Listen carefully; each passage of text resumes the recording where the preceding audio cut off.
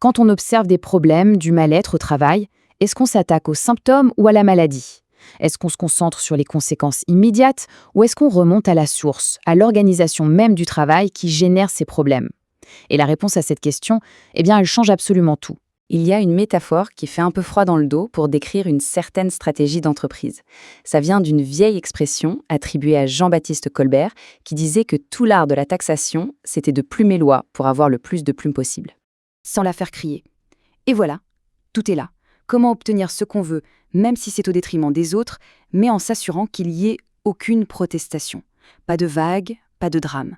C'est une manœuvre qui se veut complètement silencieuse et c'est ce qui la rend redoutable. Et ça nous amène à la question au cœur de notre sujet aujourd'hui. Comment est-ce qu'on fait, concrètement, pour faire disparaître un service entier sans bruit? On va décortiquer une étude de cas bien réelle, une opération qui est l'illustration parfaite de cette stratégie. Alors, allons-y. Et attention, on ne parle pas du tout d'une décision prise sur un coup de tête, non. On parle d'un plan en 7 étapes qui a été méticuleusement orchestré sur 24 mois, 2 ans. L'objectif, éliminer un service client de A à Z sans que personne ne s'en aperçoive vraiment. Regardez un peu cette chronologie. On voit bien comment chaque étape est exécutée avec une patience d'ange. Ça commence avec une petite rumeur au mois 1 et ça se termine par l'externalisation 2 ans plus tard. Et cette lenteur, en fait, c'est une arme. Ça endort la méfiance, ça use les gens et ça fait passer la pilule en douceur. Ce plan, il se déroule en 7 actes, comme on peut le voir ici. Chaque étape a un but bien précis, faire avancer le projet sans jamais déclencher de crise ouverte. Allez, on va les décortiquer une par une. Étape 1, la rumeur. Tout commence de manière très insidieuse. On lance un bruit de couloir sur la fermeture du service. Comme ça, l'air de rien. Évidemment, quand les représentants du personnel demandent des comptes, la direction nie tout en bloc. Fake news. Mais le mal est fait. La petite graine de l'inquiétude, elle, est bien plantée. 6 mois plus tard, la direction annonce un audit externe. L'objectif officiel, bien sûr, c'est la transparence, l'amélioration continue.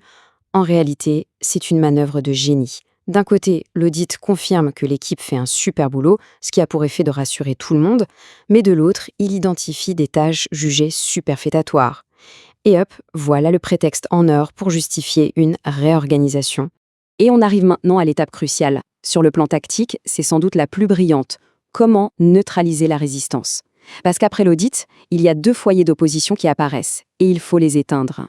Ce qui est fascinant ici, c'est la précision quasi chirurgicale. D'un côté, les syndicats s'inquiètent pour les emplois. La réponse, des garanties en béton, des promesses de nouveaux outils, bref, on rassure. De l'autre, il y a le manager qui défend son équipe bec et ongles.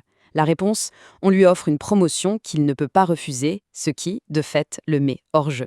Et voilà, les 2 résistances sont désamorcées, sans le moindre conflit. Maintenant que la voie est libre, on passe à l'étape 6. Et là, franchement, c'est la plus cynique de toutes. Le problème, c'est que le service fonctionne trop bien. Il faut donc organiser son déclin. Et pour ça, on va installer un manager bouc émissaire, quelqu'un qui est, en quelque sorte, programmé pour échouer. Cette citation de l'étude de cas est très parlante. On choisit un cadre moyen, aussi incompétent en la matière qu'ambitieux. C'est le profil parfait.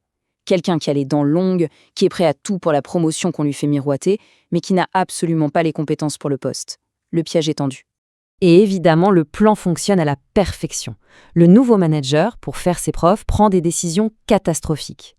L'équipe d'experts, elle, est complètement démoralisée, la qualité du service s'effondre, l'ambiance devient toxique, et le plus incroyable dans tout ça, c'est que le problème est maintenant perçu par tout le monde, y compris les syndicats, comme étant ce manager, et non la stratégie globale de la direction. Le bouc émissaire a parfaitement joué son rôle. Et voilà, le coup de grâce. Le constat est désormais officiel, et tout le monde est d'accord, le service est en crise. La direction, feignant de répondre à cette situation qu'elle a elle-même créée, n'a plus qu'à annoncer la solution évidente, on va externaliser. Et à qui, je vous le donne en mille, à l'entreprise qui avait fait l'audit au tout début, la boucle est bouclée.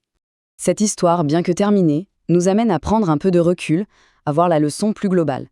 Et cette leçon, c'est d'apprendre à faire la différence entre les symptômes, ce qui est visible, et la vraie maladie, celle qui se cache en dessous. C'est vraiment le point central. La partie visible de l'iceberg, ce sont les conditions de travail, le salaire, le burn-out, la sécurité. C'est souvent là-dessus que se concentrent les négociations. Mais la cause profonde, la partie immergée de l'iceberg, c'est l'organisation du travail. La gouvernance, la stratégie, c'est là que se trouve la source de tous les problèmes. Ça nous amène à l'analogie du pompier contre le pyromane. Souvent, les syndicats agissent en pompiers. Ils éteignent les feux au fur et à mesure qu'ils apparaissent, le burn-out, le mauvais management, etc. Mais ils oublient parfois de neutraliser le pyromane, celui qui allume les feux. L'organisation du travail, c'est souvent vu comme un sujet trop complexe, une chasse gardée de la direction, et du coup, on n'y touche pas. Alors, au final, quel est le bilan de cette opération soi-disant réussie? Le véritable bilan est lourd. Le manager bouc émissaire, complètement grillé, a fini en burn-out. Les experts du service sont partis ou ont perdu toute motivation. L'entreprise, elle, a perdu un savoir-faire inestimable qui avait mis des années à se construire. Et les syndicats, même s'ils ont bien joué leur rôle de pompiers, ont au final perdu la guerre de fond. Et tout ça nous laisse avec une question fondamentale, au fond.